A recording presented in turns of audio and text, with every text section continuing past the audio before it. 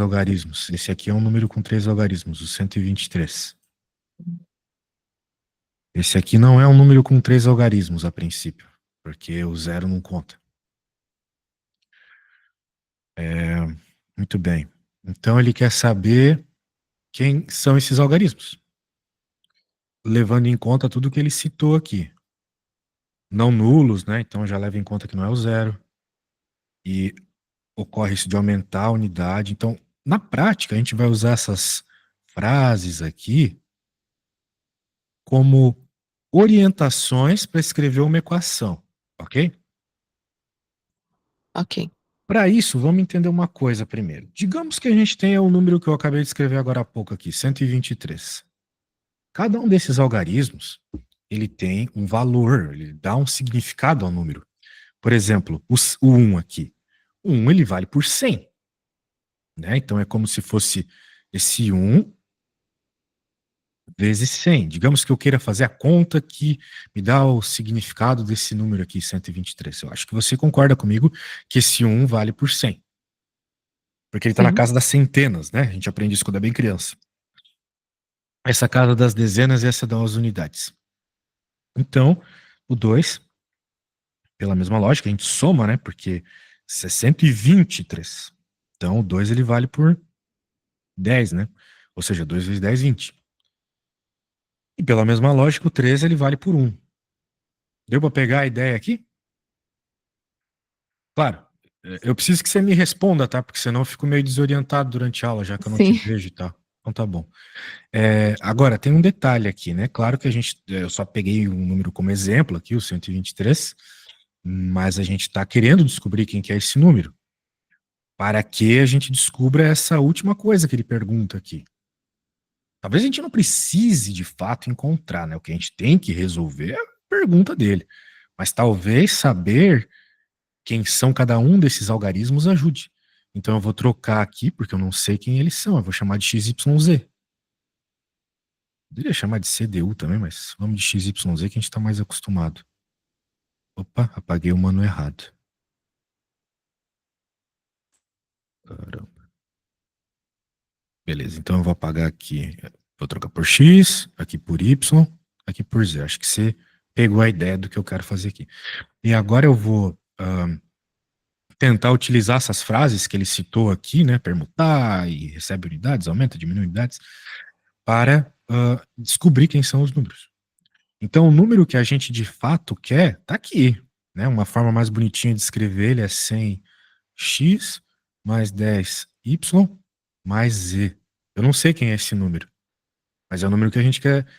Talvez seja o número que a gente quer saber, não sei. É o número original, vamos dizer assim, né? É o número original. Vai ocorrer algumas permutações, algumas trocas. Então, estão surgindo outros números aqui durante o processo da conta. Mas o número original é esse. Vou chamar aqui de número original. Muito bem. É, Bem, o que aconteceu aqui? É tal que aumenta 36 unidades se permutarmos os dois algarismos da direita. Ou seja, se a gente trocar esses caras de posição, ele aumenta 36 unidades. Agora, como é que a gente pode escrever isso, né? A gente vai ter que ser espertinho aqui. Esse é o número original. Quando a gente permuta, é trocar de posição. Então, veja, o primeiro não vai mudar nada. Então, vou escrever assim, ó. Primeira permutação.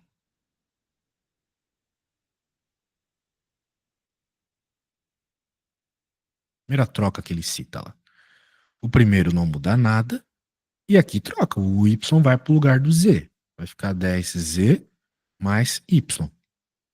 Ok? Ok. Muito bem. Então, esse é o novo número, vamos dizer assim, né? O que acontece é o seguinte: a gente sabe que esse novo número aumenta 36 unidades, né? Então, esse cara aqui aumenta 36 unidades em relação ao número original.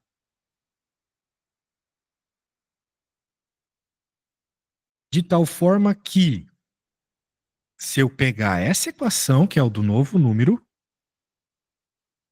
e subtrair pela equação do número original,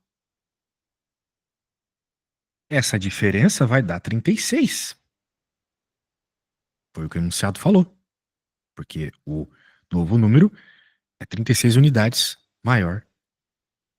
Tá no enunciado. Pegou a ideia? Esse menos Acho, aqui, ó. acho que sim. Tá. Agora, o que a gente pode fazer aqui? Nós podemos simplesmente fazer essa subtração de uma vez. Então, esse cara mata com esse. Daí a gente vai ficar com 10z mais y menos 10y menos z igual a 36. Daí agora a gente pode fazer uma subtraçãozinha do 10z com menos z, vai ficar 9z. Ó, continhas básicas aqui de subtração, né? Que eu fiz a distributiva com sinal, coisas assim, virou matemática básica agora. 9z, e aqui vai ficar menos 9y. E não mexido com 36 igual a 36. 9, 9, 36. Tudo isso aqui está na tabuada do 9, né? Então, se eu dividir todo mundo por 9, vai ficar z menos y igual a 4. Bom? Então, utilizando essa primeira permutação, onde o enunciado nos cita que ela é 36 unidades maior que o número original, que está aqui, fiz uma boa simplificagem e encontrei aqui uma relação entre o z e o y. Z menos y é 4. Maravilha. Já é uma orientação que a gente tem. Nossa primeira orientação. Agora vamos para a próxima. E diminui 270 unidades se permutarmos os dois algarismos da esquerda. Quem que são os dois algarismos da esquerda? São esses aqui, trocar a posição do x e do y. Então, a gente pega o nosso número original e troca a posição do x e do y. Então, eu vou escrever aqui. Segunda permutação. Tudo bem. Vamos trocar a posição do x e do y. É o que manda o figurino.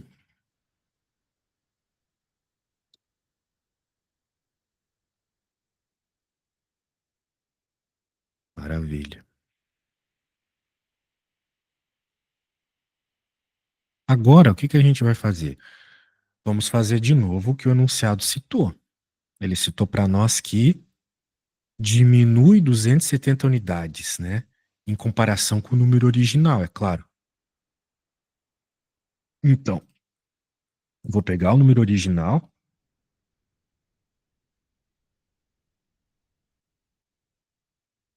e vou subtrair, né, a diferença de um para o outro aqui, né? É menos 270. Ele disse que diminuiu, né?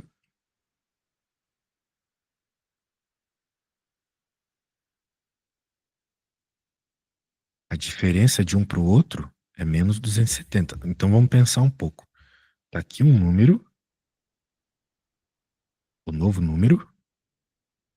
Não, na verdade esse aqui é o número antigo.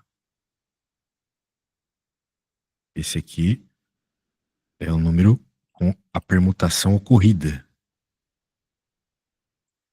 E o enunciado falou que esse número aqui é 270 unidades a menos. Portanto, como esse cara é 270 unidades a menos, estou pegando um número aqui que é 270 unidades maior que esse, certo? Certo. Portanto, a hora que eu faço a subtração de um número que é 270 unidades maior que o outro número, a resposta aqui vai dar 270. Beleza? Ok. Tudo bem. Então, de novo, a gente pode matar esse carinha e fazer a subtraçãozinha. Vai ficar 100x menos 10x, vai ficar 90x. E menos 100y mais 10y vai ficar menos 90y. Igual a 270. Todo mundo aqui é divisível por 90. Então vai ficar x menos y igual a 270 dividido por 90 é 3. Ok? Ok. Então x menos y é 3 e z menos y é 4. Essas são as nossas duas relações que nós temos até agora. Veja, com essas duas relações, a gente não consegue encontrar qual é o valor especificamente do x, do y e do z. Por quê? Porque a matemática ela nos diz que se nós temos n variáveis, nós precisamos de n equações que envolvem essas variáveis. Então nós temos 3 variáveis, o x, o y e o z. Mas por enquanto nós só temos 2 equações que envolvem essas 3 variáveis. Em outras palavras, a gente não tem informação suficiente para encontrar o valor de cada uma delas. Isso significa que nós estamos errados? Não. Significa que a gente consegue chegar na resposta do problema sem, de fato, encontrar o valor de cada uma das variáveis. A gente só precisa entender, de uma forma simplificada, o que o enunciado nos pede e usar essas relações para isso. Provavelmente essas relações vão ser suficientes para encontrar o que o enunciado pede, mas não são suficientes para encontrar o valor de cada uma das variáveis. Então vamos lá. Se permutarmos os dois algarismos dos extremos, então ele quer saber se o número vai aumentar, se vai diminuir, etc. Se permutarmos os dois algarismos dos extremos, então a gente pega a equação original e escreve aqui permutação final.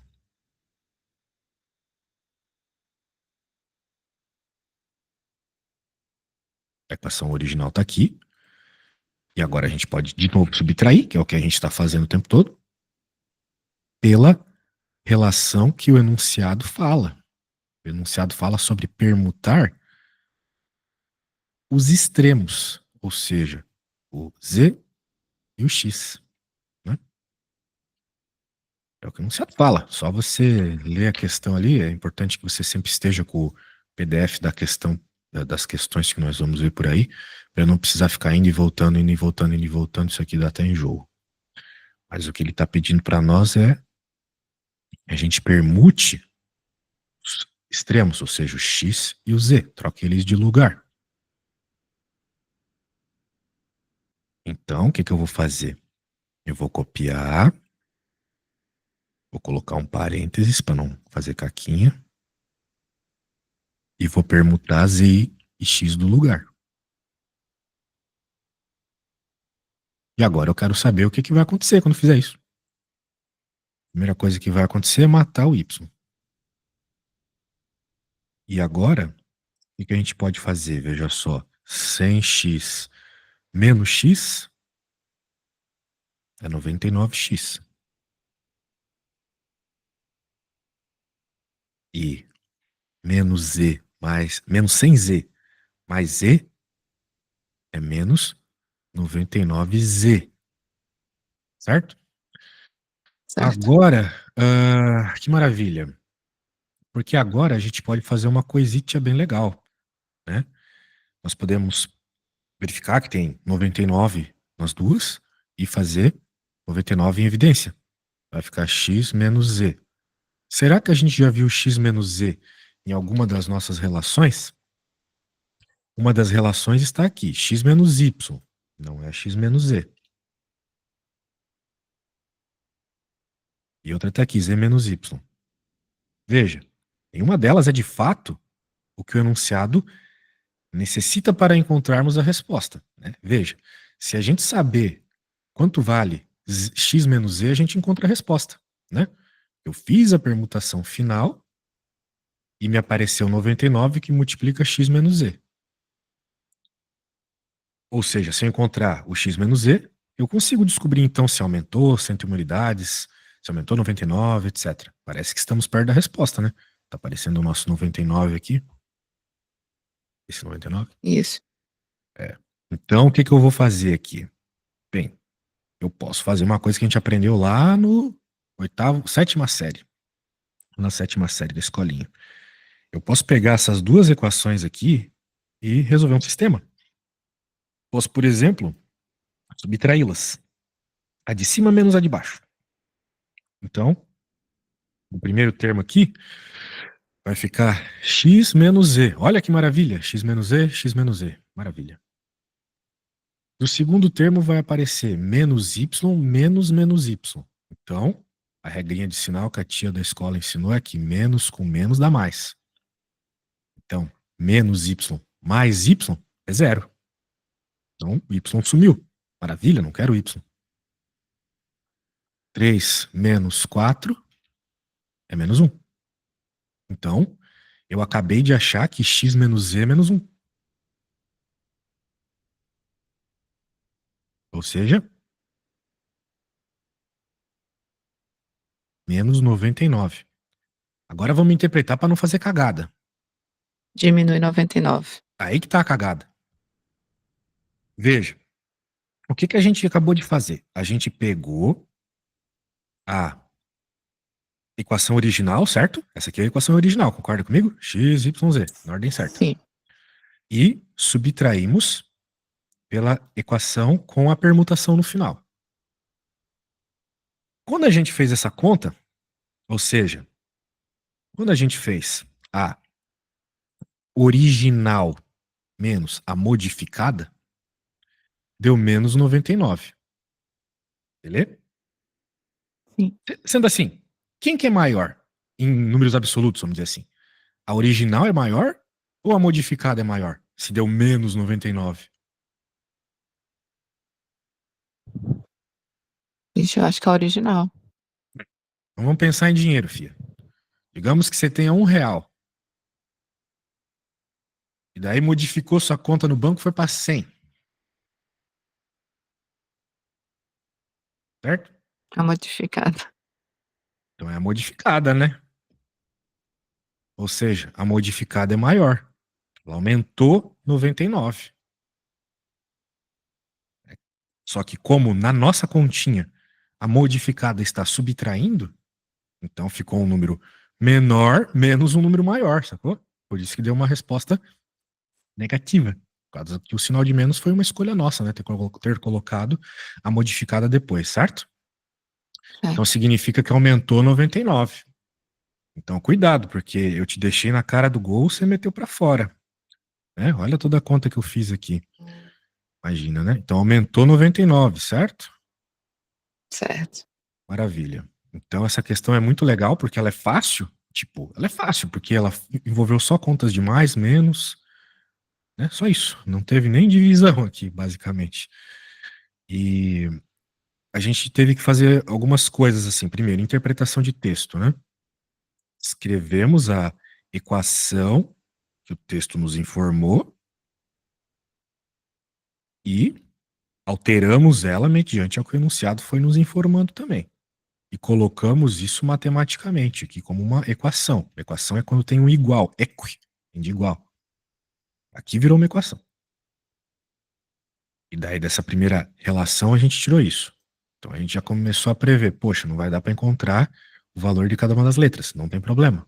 Pode ser que no final a gente faça uma maçaroca e encontre o que o problema pede. Fizemos a mesma coisa com a segunda relação, também encontramos uma outra expressão. Agora nós somos de fato para o que o problema estava nos pedindo. Depois de alguma simplificação, a gente percebeu que se soubesse quanto era x menos z, encontrava a resposta. Daí a gente usou aquelas duas equações lá de cima, que pareciam inúteis até aqui, e encontramos que x menos z era igual a menos 1. Maravilha. Usamos essa informação aqui, colocamos menos 1, e a gente percebeu que deu menos 99. Daí a gente observou o que fizemos. Pegamos a original e subtraímos a modificada. Então, se a original menos a modificada deu menos 99, é porque esse cara aqui é maior. 99 unidades maior. Então, aumentou 99, beleza? Agora que Beleza. eu fiz essa questão aqui muito bem, passo a passo, etc, para você, eu vou te pedir para fazer uma parecida, tá bom? Professor, coisa. A Diga. gente poderia fazer, assim, você resolvendo as questões Não. e colocar uma semelhante para responder depois? Não, tem que ser durante a aula. É assim que eu trabalho Tá com os bom, alunos aí, porque senão vai parecer muito fácil as coisas que eu exponho aqui, vai chegar na hora, vocês não vão conseguir fazer. Mas você pode ir me perguntando aí os detalhes. Eu recomendo que tá bom, você faça o máximo possível sozinho, né? Porque, de novo, na hora da prova eu não vou estar lá para orientar. tá certo. Então, vá lá. Ah, Vou tentar aqui ver se eu entendi. eu vou te enviar o que a gente fez. Vai ser praticamente a mesma coisa, só vai trocar os números, tá? Tá bom, Então, vamos ver. Eu mando. Nossa, tá grande o arquivo. Esse. Beleza. Então, mesma lógica, né? Cria as equações aí, qualquer coisa, avisa.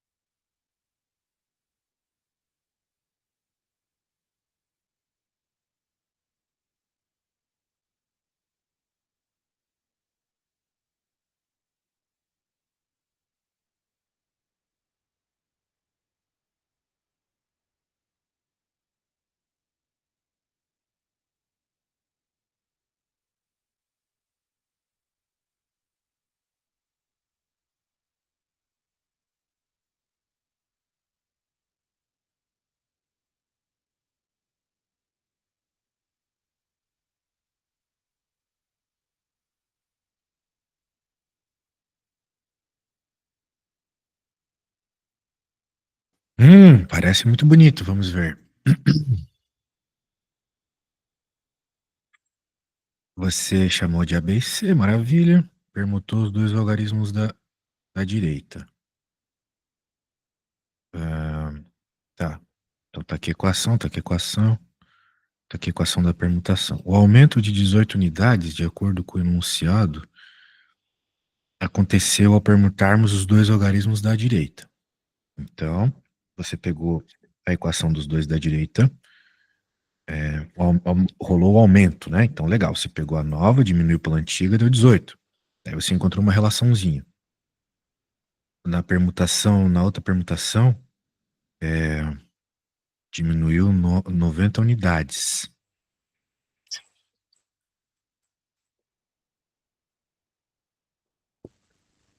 Vamos ver se a lógica faz sentido.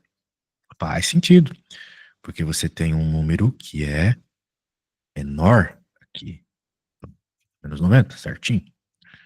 Aí você achou isso. Tudo bem, então até aqui tudo certo. Agora vamos ver essa outra parte aqui. Daí, você fez isso, e daí você trocou aqui, fez a subtração, chegou essa relação, de alguma forma você conseguiu juntar isso. Tudo bem. Isso foi diferente do que eu faria, mas tá certo também.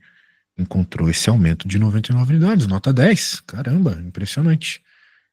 Impressionante. Muito bem. Mas tem algo me incomodando aqui. Ah, tá, mas tá certo. Apesar de ter algo me incomodando, parece que você acertou tudo, então vamos para a próxima.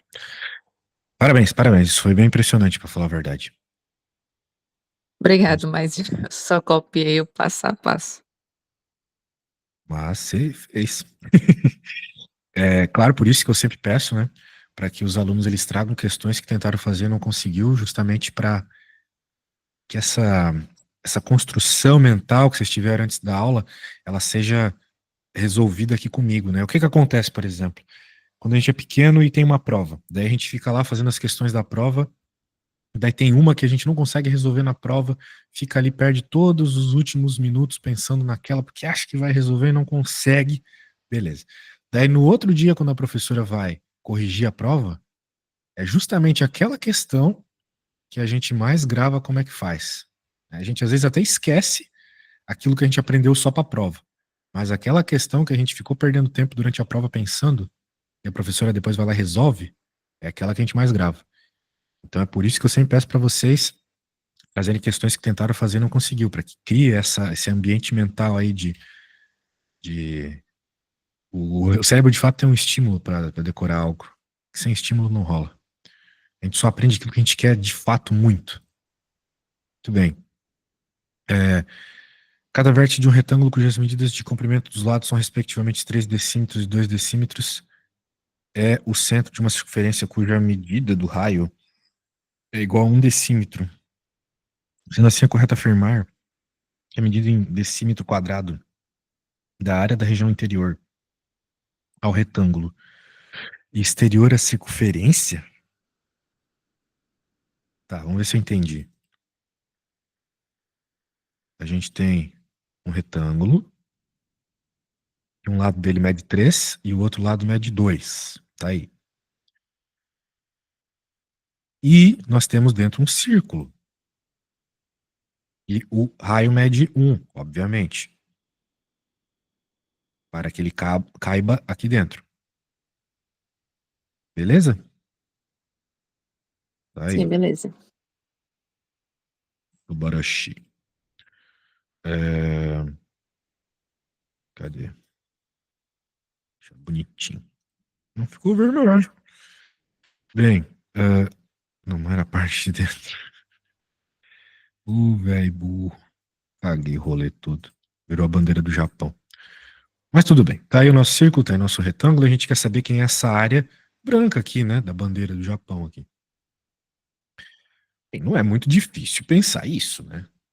Afinal de contas, vai ser só calcular a área do retângulo menos a área do círculo.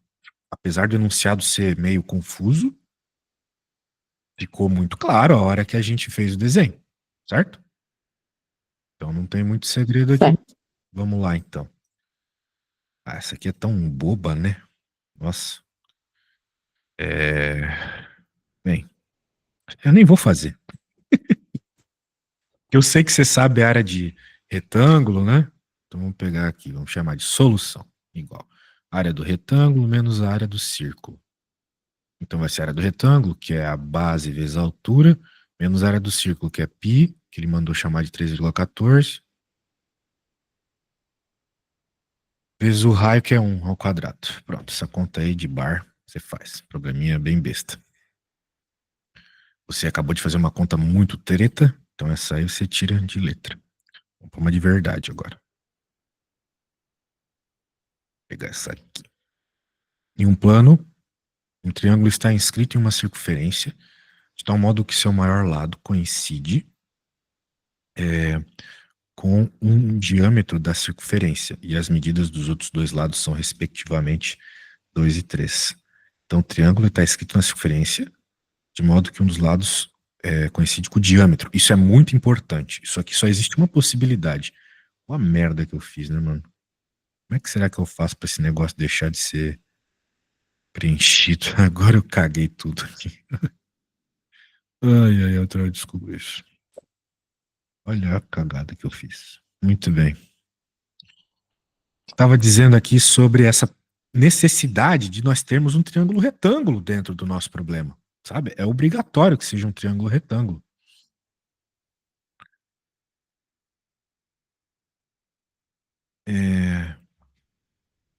Pelo que me consta. Porque, bem, eu vou pegar um outro triângulozinho aqui para que a gente possa fazer isso mais bonitinho. Ó, por que que esse triângulo tem que ser um triângulo retângulo, apesar de não parecer, né?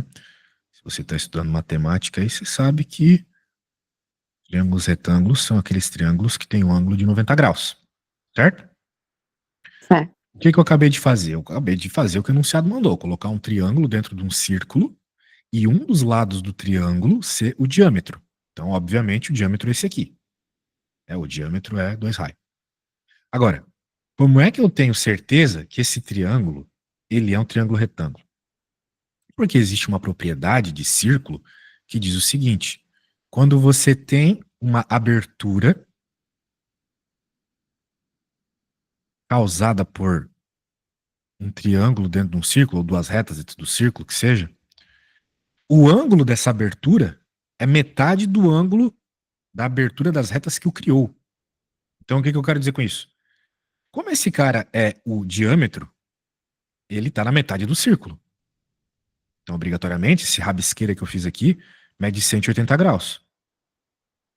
Uma vez que um círculo como um todo mede 360 graus, né? Uma volta completa, 360 graus. Então, isso aqui mede 180. Por esse teorema aí das retas dentro de um círculo, aqui tem que ser metade. Metade de 180 é 90. Então, nós estamos de frente de um triângulo de 90 graus. Beleza? Não só isso. Como esse triângulo ele tem 90 graus, e ele obviamente tem uma simetria, afinal de contas a gente está falando de um círculo, aqui vai medir o mesmo que aqui. Ele é um triângulo isósceles. Aqui embaixo é a hipotenusa. Mas ele é isósceles, ou seja, dois lados iguais. Pô, eu tenho que trocar a letra também, né? Mas fazer um H mais bonitinho. Pronto. Ok? Então, triângulo retângulo, dois lados iguais. Então a gente tem informação suficiente aí, né? Para resolver. Tá, peraí. Ele falou um negócio Stranger Things aqui. O maior lado coincide com o diâmetro da circunferência e as medidas dos outros dois lados não são iguais. Que merda é essa? Isso aqui não faz sentido. Ou será que eu que tô comendo bola? Ou será que não necessita ser do mesmo tamanho? Deixa eu só pensar um pouco, tá? Pra mim parecia muito óbvio que os dois lados tinham que ser iguais. 50 maior que a medida da mediana do triângulo em relação ao seu maior lado. Mediana?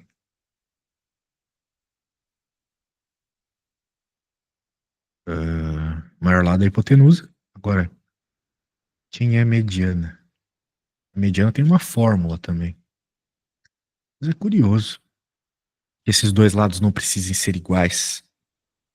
Mas de fato não precisa ser igual. Come bola, né? Eu fiz um desenho muito específico. Mas não precisaria ser assim. Tá bom, vamos seguir o que o enunciado falou, né? A gente só obedece. Aqui é raiz de 2, aqui é raiz de 3. Aqui continua seguindo essa regra que eu te falei, do 180, 90, etc. O lado que fica oposto ao ângulo de 90 graus é sempre a hipotenusa. É isso que define uma hipotenusa num triângulo retângulo. Então esse cara continua sendo a hipotenusa. De tal forma que a gente consegue encontrar ela fazendo o teorema de Pitágoras. Né? Uma das primeiras fórmulas que a gente aprende aí quando vai estudar triângulo. Mas o que o problema pede é a medida da mediana do triângulo em relação ao seu maior lado. Né? E o que é uma mediana? Você sabe o que é uma mediana? Que divide ao meio. Sim, só que esse dividir ao meio poderia ser, por exemplo, o meio do ângulo. Ou poderia ser o meio da aresta aqui, né? Ou seja, tem muitos meios dentro de um triângulo, entende? Então, a gente define a mediana como o segmento, ou seja, essa retinha, que nem essas que eu desenhei, que liga o vértice de um triângulo ao ponto médio do outro lado. Então, de fato, mediana trata de meio do lado. Se fosse uma mediatriz, daí seria a reta que corta o ângulo no meio. Então, existe o meio do lado e existe o meio do ângulo. Beleza?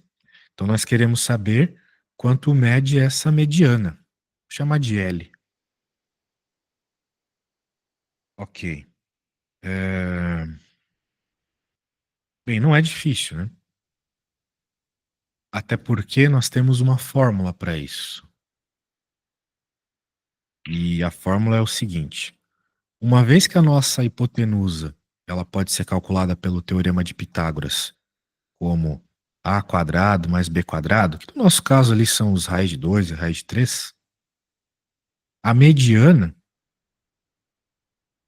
ela pode ser calculada como 1 meio da raiz quadrada de 2a ao quadrado mais 2b ao quadrado menos a hipotenusa ao quadrado. Ok?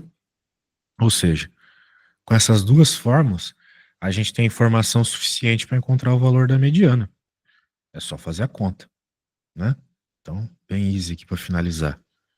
H ao quadrado igual ao raiz de 2 ao quadrado mais raiz de 3 ao quadrado. Ou seja, vai ficar 2 mais 3, ou seja, o H ao quadrado é igual a 5. Ou seja, o H é raiz de 5. Tá bom? Agora a gente pega esse valor e joga na fórmula da mediana. Esses valores, né? Então vai ficar 1 meio de 2a ao quadrado. Tá? Vai ficar 1 meio de 2a ao quadrado. E quanto que é a ao quadrado? É o próprio 2. Mais 2b ao quadrado. Esse cara aqui é 3. Menos a hipotenusa ao quadrado, que é 5.